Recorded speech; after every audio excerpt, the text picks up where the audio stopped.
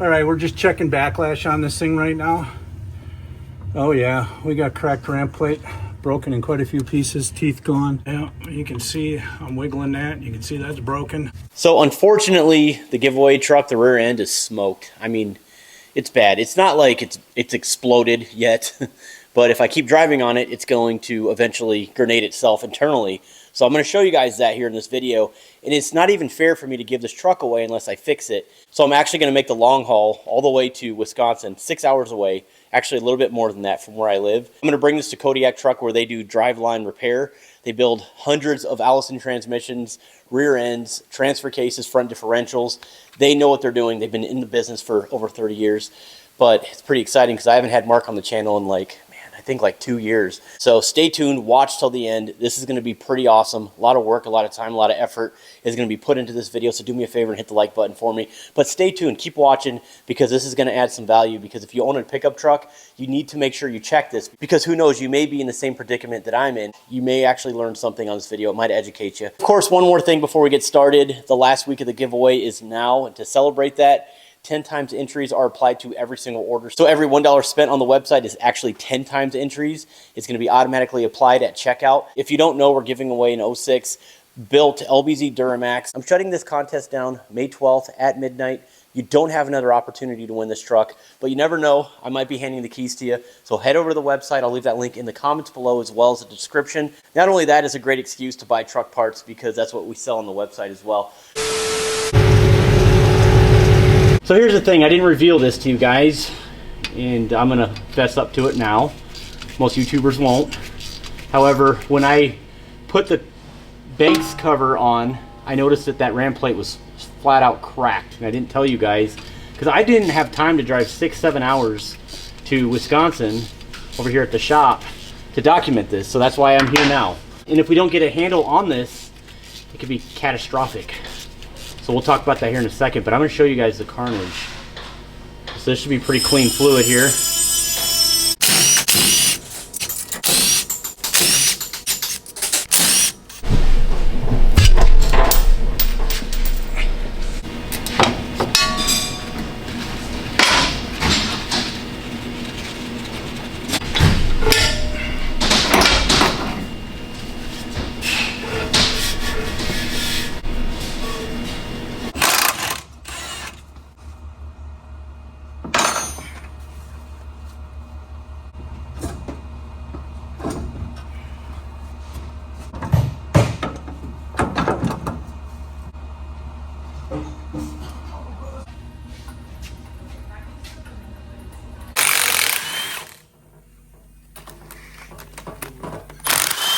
So I know I haven't really talked about it much, but the front diff is leaking. I removed it because we got to replace the seals in it. Not a big deal. We're going to go ahead and knock that out really quick, and then we're going to get to the rear end. And not to mention, it's super easy to remove that thing with a lift kit, so it really wasn't a big deal. We might as well do it while we're here. But one thing I wanted to highlight, you guys can already see it, man. That is gross. Like, it almost looks like water got past the seal. It's important you stay on top of your maintenance because that may be the case. So what's the oil duration intervals for front differential? I would do it probably every 50,000. It's only like 3 quarts of oil, and fluid's cheaper than parts, so it always will be. So, you know, some people might say, well, that's excessive. Well, yeah, I'd rather waste oil than have to buy parts. That's true. Yeah, and if I let this go long enough, and I know we were talking about it, but I have a gravel driveway, and I just had no idea that I just ran the whole front diff dry. That would be a bad situation right there as well. And I'm sure you've seen front diffs explode. Yeah, and I've seen them where they come back too, where they were run bone dry and they welded up. Oh, we just had one come back like that, and I don't know if the customer realized it, but his core is total junk. It came back. It must have been smacked in an accident. They broke off the ear. They re-welded it. It's a decent job, but I won't sell anything like that. So I'm not going to build this. And this thing literally is locked tight. It won't even spin. So there's some major issues with that. That can cause a vehicle accident, no problem. Well, I guarantee his truck came to a stop because nothing in there rotates. Nice.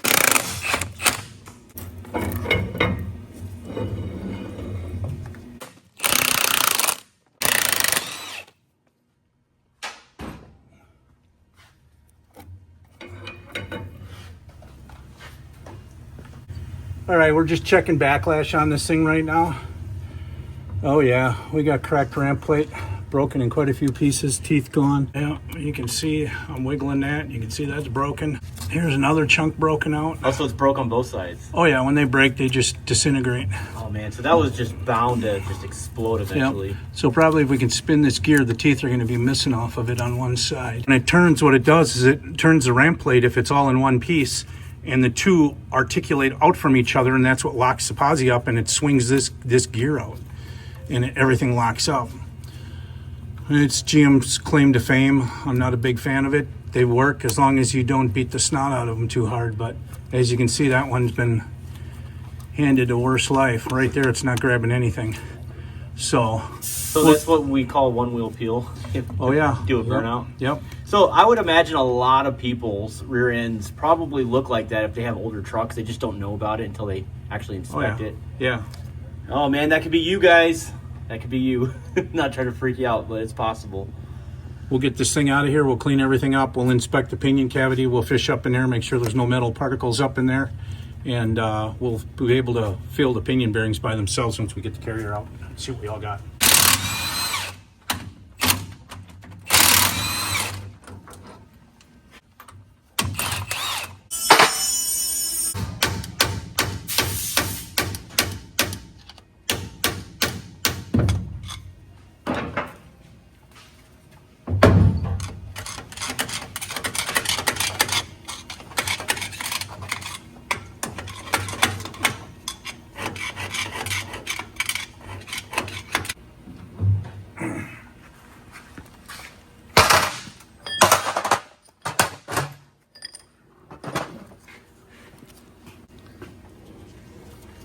That feels beautiful. So we'll just clean this all up real well.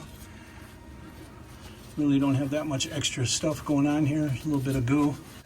Well, yeah, it already did blow. It'd be in the perfect world. It'd be nice to get it out of there sooner, but it's not a necessity. So, but yeah, before that GovLock shed any more pieces out of it, you definitely want to get the thing out. Those are AAM's the manufacturer of the axle. All the Duramax trucks 1 to, well, actually all the way up, I believe, still on 25s are in AAM. What about Dodge? Did they run the same hub carrier? Dodge ran AAM from 04 up through about 10 or 11, and then they changed from an 11 and a half. Some of them went to 11 and 5/8, some went to a 12-inch. It just depended. There were a lot of variations after that. About 12, 13, things were changing a lot in the Dodge world. Chevrolet, I believe, by the time they went to the L5P, it's a different ring and pinion. I could be wrong on that, but I know by 2021, it's definitely different. I've done plenty of those. And they've also gone from, when they went to the 10-speed, the common gear ratio now with the 10-speed is 342. The older ones obviously were all 373. Very few of them were anything other than that. So, but yeah, we'll get this thing apart, washed up. We'll get the ring gear off. We'll transfer it on. We've got another good used GovLock we're going to put in this, a low mileage unit that was a takeout that I took out of a customer's rig with 90,000 miles on. So we're going to use that whole carrier rings and everything. There's nothing wrong with it.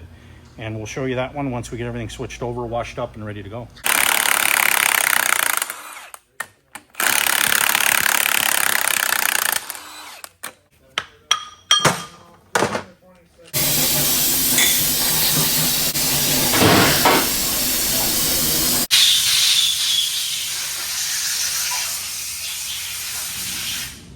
That's the takeout. Yep, takeout unit with 90,000 on. As this turns, if you watch, there's separation in here, and that's what drives it apart, and that's what locks the clutches up in it. So there are definitely clutches in these units. So I'm turning it by hand. Right there, you might be able to get the camera angle now and see the separation that's in there. Right in here, it's separated, and that's what's locking the unit up. Obviously, that's all done when this spins at a high rate of speed and the governor kicks out.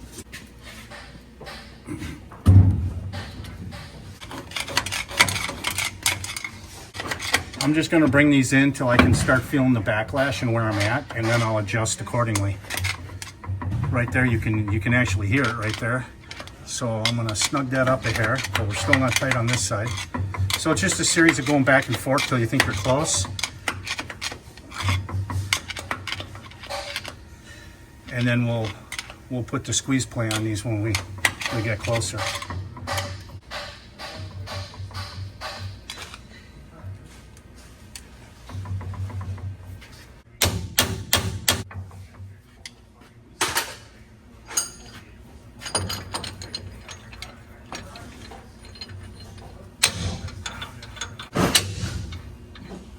We're going to come back and torque everything. We just snugged them down so we can pattern this, check our backlash and everything else, and see where we're at.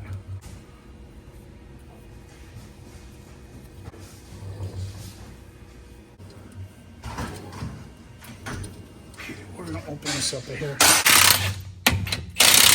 and put a little bit more backlash in this and bring the pattern out just a hair. We want to ride down the middle of the gear. We'll show you that here in a minute. So I don't know if the camera will pick it up, but you can see our coast patterns about from here to here. So that's nice on the coast. Drive side, might be hard to tell. We're hitting from about here to about here, which is perfect. We don't want to run off the end of the gear. So for a used gear set, that's set up beautiful. Our backlash is nice. We got about 7 thou backlash there. We'll run it. So we'll go back, torque everything up, put our hold downs in, get the cover on, get the axles in, a little bit up, and we'll be good to go. Ah, I missed it. He was cranking on her. First startup. Always fun. Now he's checking for leaks. Random rabbit trail. Sorry, guys. First startup. You know, you got to get it, right? Yup. First startup. I'm not sure what they did for this, but I always love it. Sometimes it's drama when things start puking, but I don't know. Looks pretty good.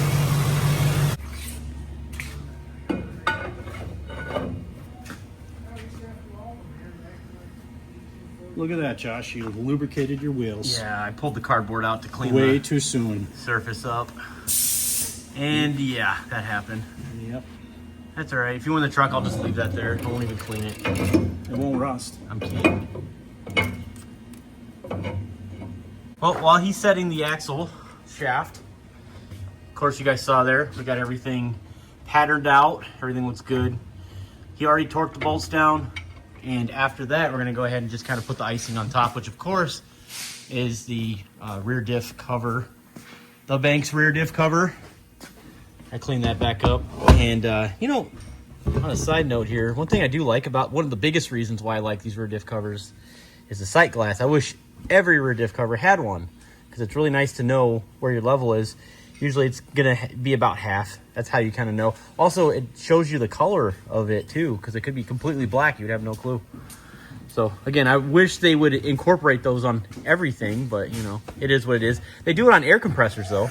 I can't remember the quart level. I think it's 4. Yeah. I don't know if their cover increases capacity or not. I don't think it does. But the good news is, again, halfway in the sight glass-ish, maybe a touch a little bit above, you should be good. That should be enough. We're filling from the top. Make sure we tighten the drain plug on the bottom, which we already did. So now this is where it gets interesting. Have you had the axles out of here since you own this thing? No. The axle shafts? We need to tip it, jack it up and tip it to get lube down to the end of the tubes. We're there. She's halfway out. Look at that. Here we go. Awesome. So we'll tip it and then top it back off. Very cool.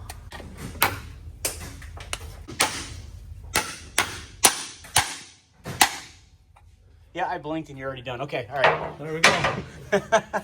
Wow, that was quick. Wow, we knocked this out quick.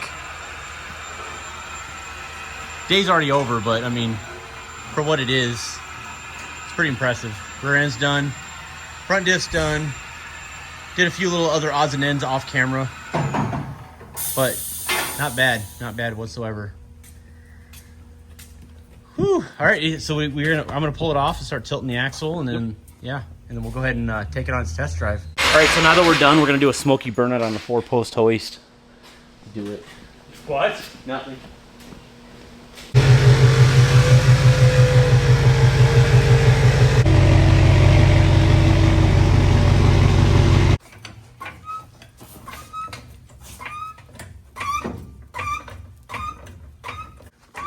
Yeah? Jeeper? No? Okay, never mind.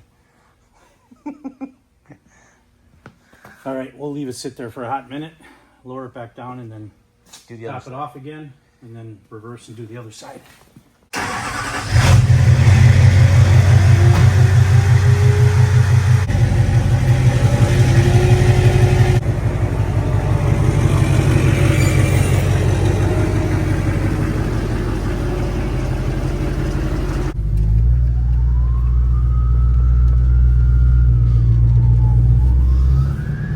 Quick first test drive before I load her on the trailer and bring it home.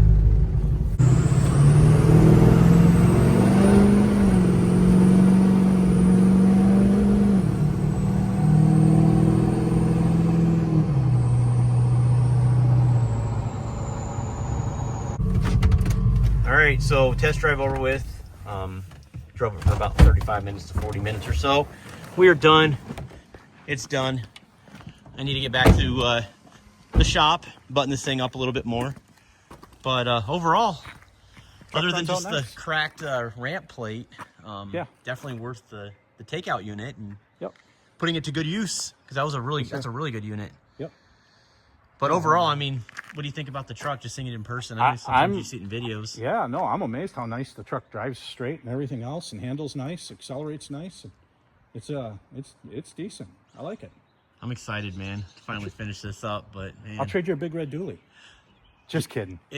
Obviously, I don't know if you guys remember, but he's got a short bed dually, LOY 05, gorgeous truck, rebuilt, frame off. We did a full, year. It was, gosh, what, 2 years, 3 years ago? I can't even remember. 2 or 3 years ago. Yeah. Yeah, we slammed that truck all together on the video, but it took him a solid 3 years to build that truck. Probably 2 on and off, doing body work here and there because it needed rockers and cab corners, but the rest of the body was decent on it. And then it took first place at the Autorama. Yeah. That was kind of cool. But all right, well, thank you, sir. You betcha. Immensely. Yeah. Again, check him out. Kodiak Truck, North Prairie, Wisconsin. That's where we're at. Ryan's Diesel Service as well. They're both father-son co-located diesel shop here. Obviously, they work on everything: Power Stroke, Cummins, Duramax. Just rocking and rolling. They're doing a great job. So reach out to them. Let them know I sent you. But either way, I need to get on the road, get that gooseneck hooked up to the L5P, and get out of here. I'll see you later. Thank you so much. Take care. We'll see you. So I'm home. We are all done. We're all set. We're good to go, man. I'm so excited. I can't wait to hand the keys to whoever wins this bad boy. And if this is the last video that you watch from my channel, this will be the only opportunity that you guys get. So definitely take advantage of those 10 times entries that we are pushing until the 12th of May 2025. Honestly, it's kind of sad. I didn't want to get rid of this truck. Initially, I wanted to use it for a clean body for my red one, the truck that started the channel, the old red, the LBZ. I ran a poll on my YouTube community page several months ago, and a high percentage of you guys were telling me to just run a truck giveaway with this gray one and not rebuild the red one. As far as I'm concerned, after doing all the work to this truck, I would seriously just sell the red one, just get rid of it, and keep this as my daily driver. If you guys want to see more of the driveline content, some more Ryan's Diesel Service, Kodiak truck content, it's a lot of work. It's a lot of work for me to drive all the way over there and come back to my house to make content. But if you guys want to see more of that, let me know in the comments. If you ever get a breather, get out to the driveway, pull that rear diff cover on your truck, and just make sure that everything looks great back there. The planetary gears, the ramp plate, just make sure that everything looks good, because you may be possibly in the situation that I was in. But we'll see you on the next one. Stay tuned.